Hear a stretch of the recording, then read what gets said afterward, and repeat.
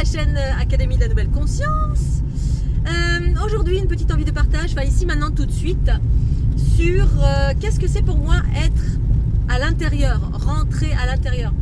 Je rebondis là-dessus parce que de temps en temps je vois ça, parce que voilà, le confinement, tout ça, aller à l'intérieur de vous, c'est une proposition d'introspection. Et puis moi je suis quelqu'un qui suis beaucoup dans le mouvement, parce que le mouvement c'est la vie, et puis c'est ma nature aussi, j'aime bien être dans le mouvement, autant que je peux être aussi dans quelque chose de statique. Mais en fait je voulais rebondir sur cette notion de aller à l'intérieur, rentrer à l'intérieur. Ça ne veut pas forcément dire ne bougez pas, et en même temps oui, tout dépend où vous en êtes, qui vous êtes, ce que vous recherchez, le bien-être, la joie, la bonne humeur, la conscience, les potentiels à déployer en soi, bref, quel que soit ce que vous recherchez. Et bien effectivement ça passe par rentrer à l'intérieur pour y trouver quoi? La conscience.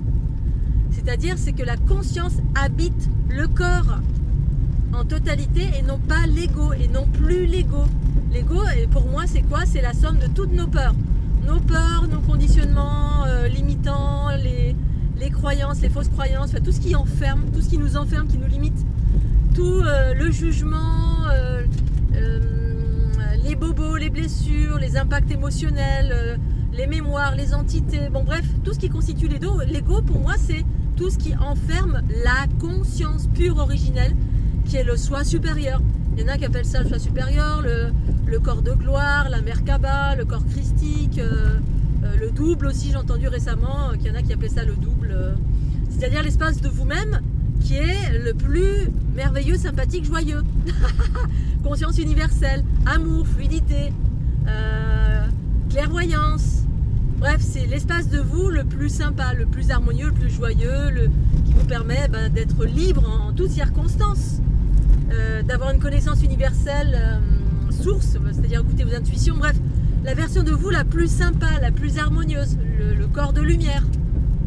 Et ça, c'est déjà en soi, c'est déjà là, sauf que c'est voilé par l'ego, les bobos, les blessures, les empreintes, les entités qui nous font vivre des choses négatives.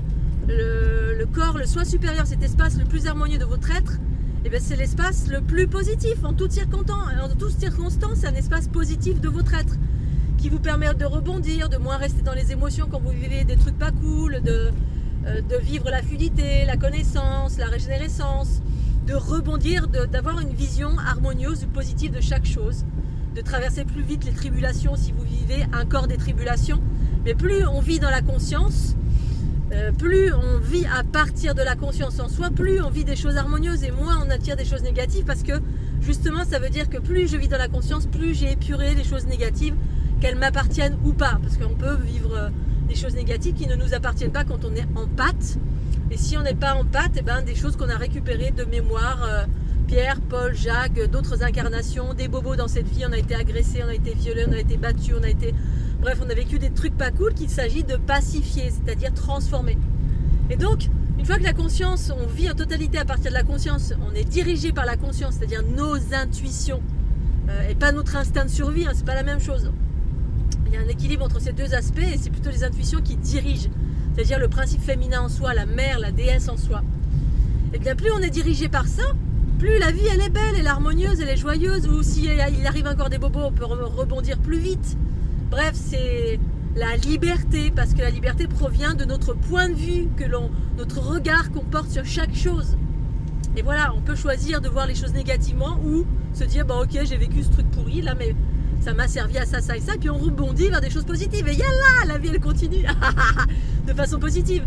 Et je peux être dans le mouvement, c'est-à-dire que je suis dans le mouvement en étant guidée par cette conscience qui est à l'intérieur de moi. Je suis à l'intérieur de mon corps, ça veut dire j'habite mon corps en totalité. Et qu'est-ce qui habite? C'est la conscience et non plus l'ego.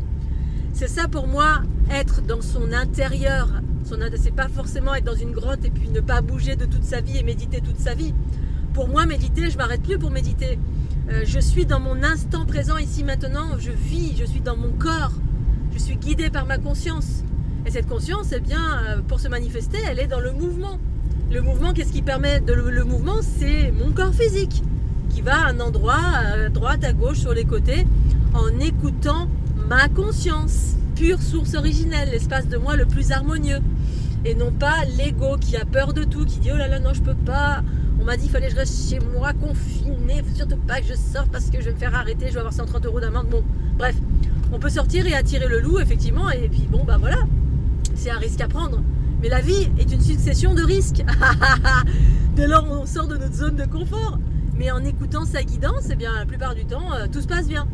Voilà, si maintenant on a encore des bobos si on a des peurs qui résonnent, eh bien on risque effectivement d'attirer des situations fâcheuses parce qu'on est sorti mais on a eu une peur voilà, ou n'importe quoi, bref.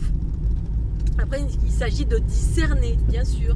Tout est une question d'équilibre, c'est pas une question de tête brûlée et puis de foncer dans le tas.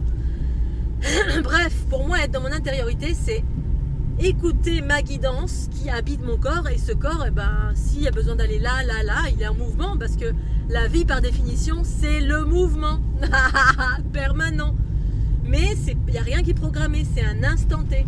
Je me réveille le matin, il fait beau, yallah, allez, un petit déj, on va danser un petit peu, un petit déj, et puis voilà, je fais ce qu'il y a à faire, il fait un temps magnifique, il fait au moins 30 degrés, ma guidance me dit tiens, tac, mouvement.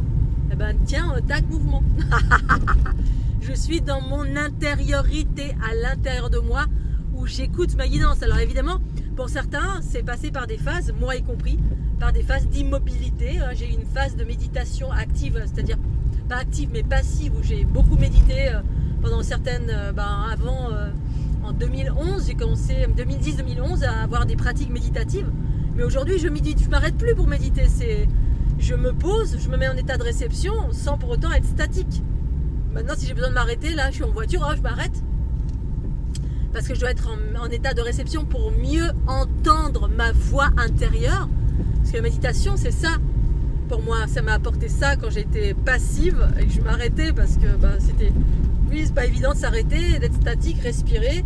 Mais en même temps, ça m'a permis d'être davantage dans un état de réception. Pour autant, j'ai toujours été dans un état de réception à l'écoute, parce que je suis intuitive, je ressens les choses de façon naturelle depuis que je suis petite. Mais ça permet effectivement entre la respiration et le statique, d'unir le corps et l'esprit dans ces moments d'introspection, d'immobilité. Et ensuite, j'ai tout simplement vu et senti que c'était être présent à soi, c'est-à-dire être à l'écoute à chaque instant, et puis naviguer entre des pensées qui vont à droite à gauche sur les côtés, parce que la pensée, le mental, c'est un outil juste et parfait, tout dépend entre les mains de qui, entre les mains de quoi en nous s'actionne le mental. Si le mental est au service de l'ego, c'est énergétivore, ça va apporter des pensées qui ne servent à rien, qui sont dirigées dans le passé ou qui sont dans notre projection du futur, où on programme tout, et on n'est jamais dans l'instant présent, ça nous sort de l'instant présent. L'instant présent, c'est l'aspect éternel de notre être, c'est ça l'éternité de l'être. C'est ici, maintenant, l'instant présent, où tout peut se passer, où tout peut exister, où tout peut se créer. Et donc, sinon, si ce mental se met au service de la conscience, c'est effectivement l'état de réception. J'écoute, s'il y a quelque chose à écouter, si j'ai un acouphène, si j'ai un bobo, si j'ai quoi que ce soit, je me mets à l'état d'écoute, et là j'entends l'acouphène, qu'est-ce que c'est? Un message qui vient, une comète qui passe, quelqu'un qui pense à moi, bref, j'ai de l'information, ça me met en lumière tous mes outils de clairvoyance, clairaudience, clairsentience. Je me mets en état de réception, et puis je peux me mettre en état de communication, parce que la réception c'est de la communication, j'écoute, c'est tout. Ce qui vient vers moi en qualité de message, c'est tout un message. L'arbre peut me parler, le soleil peut me parler, quelqu'un pense à moi, j'entends, bref, ma maman pense à moi, je l'entends. Je peux avoir des images, je peux avoir un dialogue, bref. Je peux être à l'écoute, s'il y a quelque chose en moi qui me fait mal, je me mets en état de réception, j'écoute. Mes intestins, mon foie, ça me donne de l'information parce que je communique avec le vivant, avec le champignon, avec l'arbre, avec la roche, avec la fourmi, avec la mouche, avec mon corps.